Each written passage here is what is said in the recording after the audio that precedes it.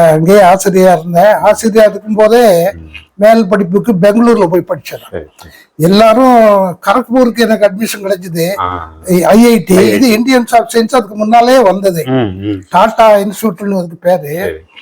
நான் கணக்கு போட்டு பார்த்தா அங்க 360 ரூபா ஃபீஸ், இங்க 150 ரூபா ஃபீஸ் பெங்களூர்ல.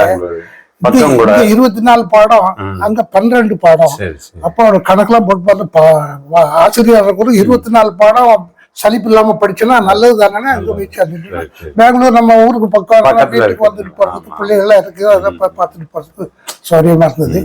அதுக்கப்புறம் 3 வருஷம் வந்து வேலை பார்த்துட்டு வெளிநாட்டுல போய் வெளிநாட்டு தலைநகர், அந்த கனடா தலைநகர் ஆட்டோவாங்கிறதுக்கு போய் சேர்ந்து அங்க பிஹெச்டி படித்தேன். அப்படி படிக்கும்போது நம்ம குடும்பமும் தனியா கிடக்குறாங்கன்னு 2 பொம்பளை பிள்ளைங்கள் எனக்கு. முதல்ல 3வது பையன், 2 பொம்பளை பிள்ளைங்களே எங்க மாமியாரு மாமனார்ட்ட விட்டுட்டு பையனை மட்டும் கூட்டிட்டு என் ஒய்ஃபை வான்னு சொல்லி அவன் வந்து, ஆமா கனடாக்கு வாங்கினா நேரு ஃபிளைட் கிடையாது. அந்த பாரிஸ்ல வந்து சேஞ்ச் பண்ணணும் அல்லது லண்டன்ல வந்து சேஞ்ச் பண்ணணும். யாராவது பாரிஸ்ல சேஞ்ச் பண்றது, இவங்க பாரிஸ்ல போய் இவங்க சேரும்போது கனடாக்கு போக ஃபிளைட் போயிடுச்சு. இவளுக்கு இங்கிலீஷ் தெரியாது, பையனுக்கு தெரியாது. இப்ப பையனுக்கு 6 வயசு தான், 6-7 வயசு. திணறிக்கிட்டு இருந்தா அவனுக்கு துணையா அங்க ஒரு மலையாளி அனுப்பியிருக்காரு. அவரு பேபேன்னு நின்றுருக்காரு. இவதான் சொல்லிருக்காரு, நம்மள இன்னொரு ஃபிளைட்ல யார சொல்றா வேடிக்கா சொல்லுவா. நான் இங்கிலீஷ் தெரியாம இங்கிலீஷ் தெரிஞ்சவா நிக்கிறான். போயிட்டு லண்டனுக்கு போயிட்டு லண்டன்ல இருந்து கனடாக்கு வந்தாங்க. நாங்க போய் ஃபிளைட்ல பார்த்துட்டு ஆள் இல்லை. என்னடா செய்யணும்னு யோசிச்சுட்டு இருந்துட்டு எனக்கு போன் நம்பர், எங்க வீட்டு நம்பர் இருந்து, நாங்க போறதும் இவங்க இறங்குறதுக்கும் 120 மைலு, அத 1.6 பெருக்கி பார்த்துட்டு இதுக்காக கிலோமீட்டர், அவ்வளவு தூரத்துல வருது. போன் நம்பரை அவள்கிட்ட இருக்குது. போன் வந்து நாங்க எங்க இருக்கோம்னு சொல்றோம். அப்ப லத்தீஃப்னு ஒருவர் நம்ம வீட்டுல இருந்தாரு. அங்க போன் பண்ண உடனே அவருக்கு சொல்லி எங்களுக்கு போன் வந்து நாங்க போய் கூட்டிட்டு ஊருக்கு வந்தாங்க. அந்த மாதிரி பையன் 1, 2, 3 வருஷம் அங்கதான் படிச்சான். 3ஆவது வகுப்பு, 4ஆவது வகுப்பு, 5ஆவது வகுப்பு. எங்க வீட்டுக்கு பக்கத்துலயே ஸ்கூலு. அது மாதிரி எனக்கு முடிக்கிறதுக்கு 4 வருஷம் ஆயிட்டு. இப்ப அண்ணாமலையில லீவ் எடுத்துக்கிட்டு தான் போயிருந்தேன். எல்லாரும் ரிசைன் பண்ணிட்டு போங்கன்னு சொன்னாங்க. நான் இப்ப ஆசிரியர் தலைவனா இருந்தேன். ஒரு வீம்புக்கு முடியாதுன்ட்டு நான் லீவ் எடுத்துட்டு போனேன். 3 வருஷம் தான் லீவ் தந்திருந்தேன். 4ஆவது வருஷம் லீவ் தர மாட்டேன்ட்டான். நம்ம அங்க இருந்துட்டு ஒன்னும் செய்ய முடியல. அதனால என்ன டெர்மினேட்னு ஒண்ணு இருக்கு. டெர்மினேட், ரிமூவல், டிஸ்மிஷல்னு 3 இருக்கு.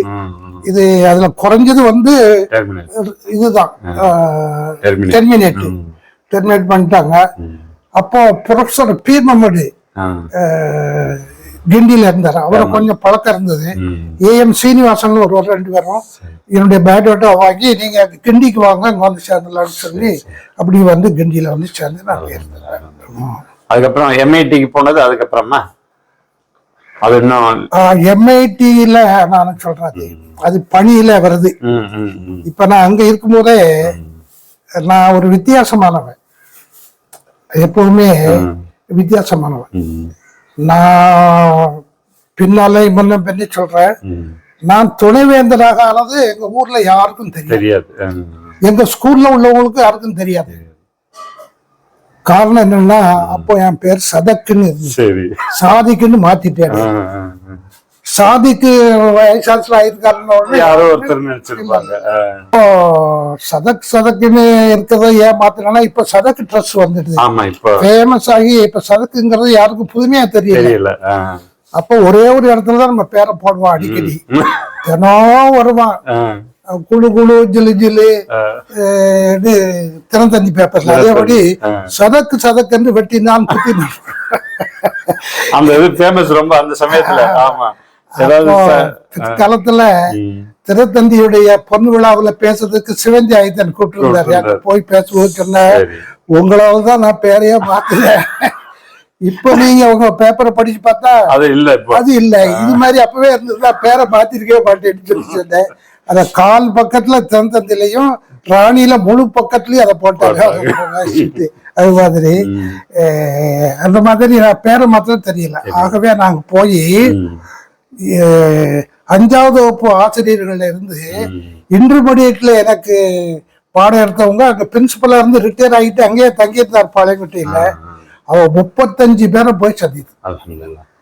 அப்ப ஜெபரத்தனாங்கிற என்னுடைய தமிழ் ஆசிரியர் இன்டர்மீடியட்ல அவரு அண்ணாமலையோட தொடர்பு உண்டு. அவருக்கு அடிக்கடி நான் பார்த்திருக்கேன். அண்ணாமலையிலையும் படிக்கும் போதும் பதவியில இருக்கும் போதும் அவரு சோகம் இல்லாம படுத்திருக்காருன்னு சொன்னாங்க. சரி போய் பார்த்து வருவான்னு போனேன்.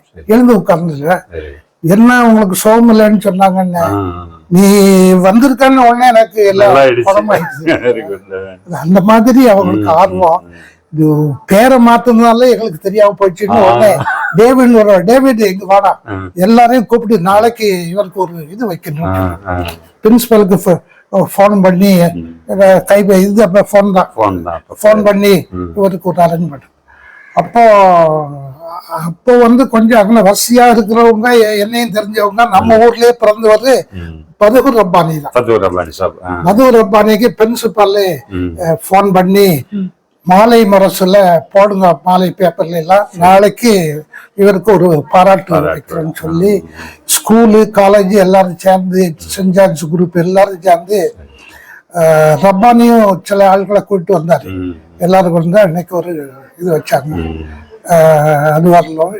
வேத சுப்பிரமணியன் எங்களுடைய பிரின்சிபால் 24 வருஷம் இருந்தாரு.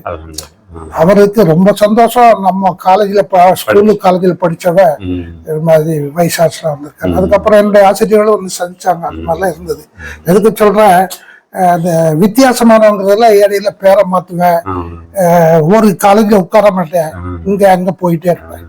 நீங்க 33வது வைஸ் சான்சலர் 3 வருஷம் தான் இருந்திருக்கீங்க. அதனால 3க்கும் உங்களுக்கு நிறைய தொடர்பு இருக்கு. அந்த லிஸ்ட் பார்த்தேன் நேத்து. 33வது ஆளா நீங்க வந்திருக்கீங்க. வீலிநாதன் ஒரு நண்பரு, சான்ஸ்கிரிட் ப்ரொஃபஸரு. அவருக்கு நான் ஒவ்வொரு துறைகளா போய் பேசிட்டு வரும்போது, மொழித்துறைக்கு போயிருக்கும் போது பேசும்போது அவர் கண்ணுல அப்படி ஒரு வெளிச்சம் வந்து என்னன்னா, குரானிலேயே இருக்குது, நாயகமும் சொன்னதை சொன்னேன், நீங்கள் என்ன செய்கிறீர்கள் என்று நான் பார்க்கவில்லை, நீங்கள் என்ன செய்ய விரும்புகிறீர்கள் என்பதை பார்க்க, உங்கள் இன்டென்ஷனை பார்க்கிறேன், உங்களுடைய ஆக்ஷனை பார்க்கலங்கிறது நான் சொன்னேன். நானும் அப்படிதான் வந்திருக்கிறேன். என்னுடைய ஆக்ஷனை நீங்க பார்க்காதீங்க, நான் என்ன நோக்கத்துல செய்யறேங்கிறத பார்த்து நீங்க எல்லாருக்கும் ஒற்றுமை கொடுக்கணும்னு சொன்னா, சான்ஸ்கிரிட் ப்ரொஃபஸர் ஒரு பிலாசபி டிபார்ட்மெண்ட்ல இருந்து வந்தவர். ஒரு கண்ணு வெளிச்சது. அவர் வந்து ரொம்ப நெருக்கத்துல வந்துட்டு எம்.எஸ். சுப்புலட்சுமியும் சதாசிவத்தையும் கூட்டிட்டு வந்தார். அவங்க கூட நமக்கு ரொம்ப பரிச்சயம் ஆயிடுச்சு. அவங்க போய் சென்னாரெட்டிட்டு எனக்கு இன்னும் ஒரு டேர்ம் கொடுக்கணும்னு சொல்லும்போது அவரு அதை கவனிக்கவே இல்லை. நான் யார்கிட்டையும் போய் எனக்கு இன்னும் ஒரு டேர்ம் வேணும்னு நீங்க சொல்லணும்னு சொன்னதே இல்லை. நான் எப்பவுமே சொல்ல மாட்டேன். அமைச்சர்களுமே கோவப்படுவாங்கன்னா சில அமைச்சர்கள். நான் துணைவேந்தரா இருக்கும்போது 4 எஜுகேஷன் மினிஸ்டர்.